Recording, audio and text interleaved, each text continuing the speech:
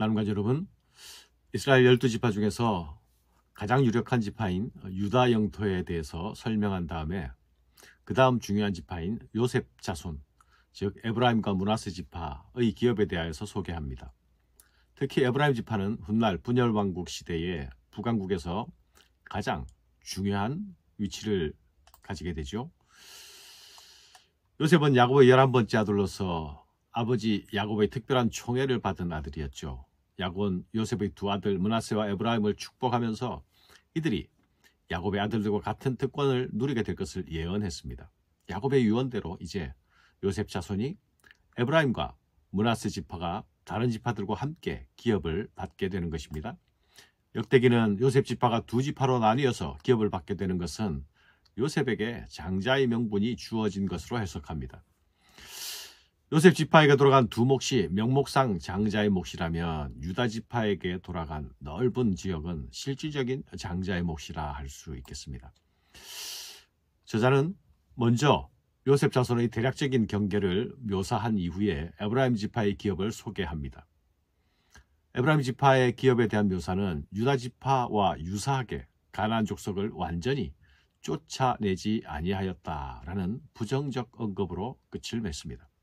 여기서 특이한 점은 유다 지파의 경우에는 차지한 성읍들의 목록들을 자세하게 진술했지만 요셉 지파가 차지한 성읍들의 목록은 제시하지 않습니다.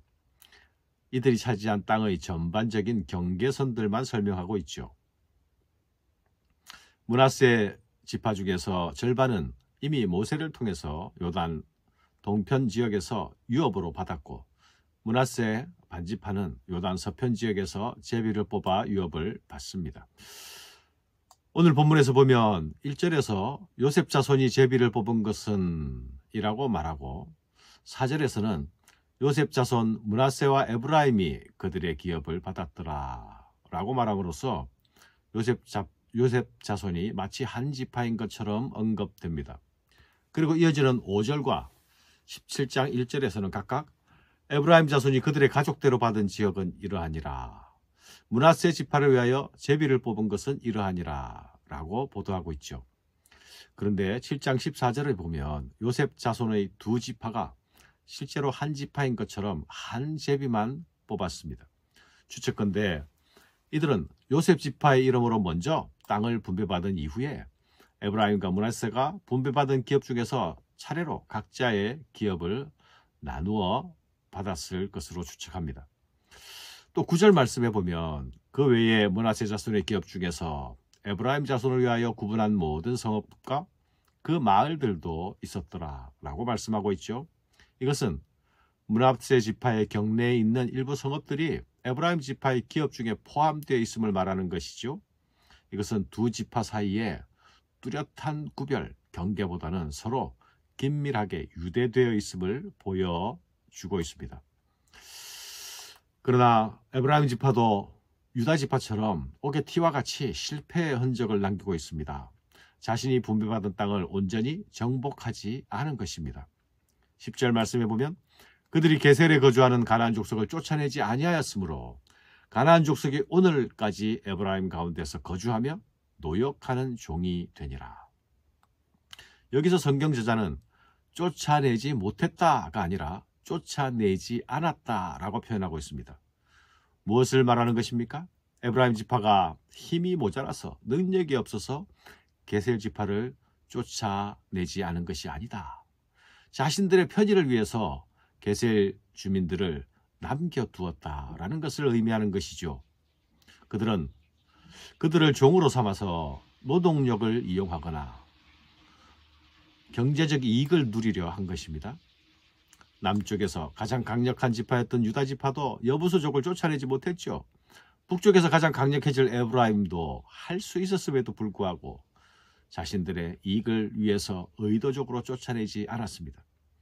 하나님이 주시는 선물을 은혜로 누리면서 하나님이 명령하신 말씀에 따라 임무를 완성하는 데는, 순종하는 데는 실패하는 모습을 보이고 있는 것이죠. 하나님은 분명하게 가나안 사람들을 진멸하라고 말씀하셨습니다. 그러나 에브라임은 게셀 하나쯤이야 라고 생각했을 수도 있을 것입니다. 그러나 부분적인 순종은 순종을 가장한 불순종일 뿐입니다.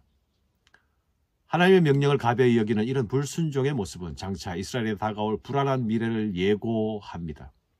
그들은 스스로 불안한 미래를 만들어내고 있는 것입니다. 실제로 이 게셀의 가난한 족속을 남겨둔 일은 머지않아 에브라임 지파에게 올무로 작용하지요. 유익을 위해 남겨두었지만 비교할 수 없는 영적 큰 손실로 돌아옵니다. 에브라임 지파가 타락하게 되는 결정적 원인이 되는 것입니다. 오늘 말씀에서 믿음으로 하나님 나라의 유업을 주장하는 아름다운 이야기가 나타납니다. 곧 므낫세 지파에 속한 슬로보앗의 딸들에 관한 이야기입니다. 슬로보앗은 아들이 없고 딸들만 있었습니다. 그리고 그는 광야에서 죽었습니다. 오늘 본문에서 그 5 딸들의 이름이 차례대로 거명되고 있죠. 그 딸들의 이름은 밀라와 노아와 호글라와 밀가와 다르사라. 여인의 이름이 이렇게 하나하나 거명되고 있는 것은 매우 이례적인 일이 아닙니까? 이것은 성경 저자가 이 사실을 아주 중요하게 생각하고 있음을 반영하는 것입니다. 그들은 당당하게 지도자 앞에 나아갔습니다. 그리고 주장했습니다. 여호와께서 모세에게 명령하신 그 일을 이제 행하라고 요구하고 있는 것입니다. 여호와께서 우리에게 기업을 주라 하셨으니 이제 우리에게도 기업을 달라는 것입니다. 하나님의 약속을 상기시켰던 갈렙처럼 슬로보앗의 딸들도 광야에 있었던 하나님의 판결을 상기시키며 유업을 요구합니다. 이 요구는 개인적 탐욕에 기반한 요구가 아닙니다. 이 요구는 죽은 아비의 몫을 딸들이 요구하고 있는 것이죠. 죽은 아비의 이름이 사라지지 않기 위해 딸들이 그 기업을 요구하고 있는 것입니다.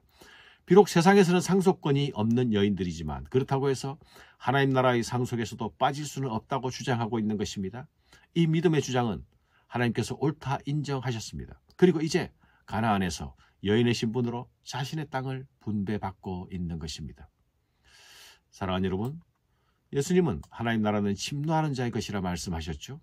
슬로보앗의 딸들은 하나님 나라의 기업을 포기하지 않는 믿음의 집념, 믿음의 결기를 우리에게 보여주고 있지 않습니까?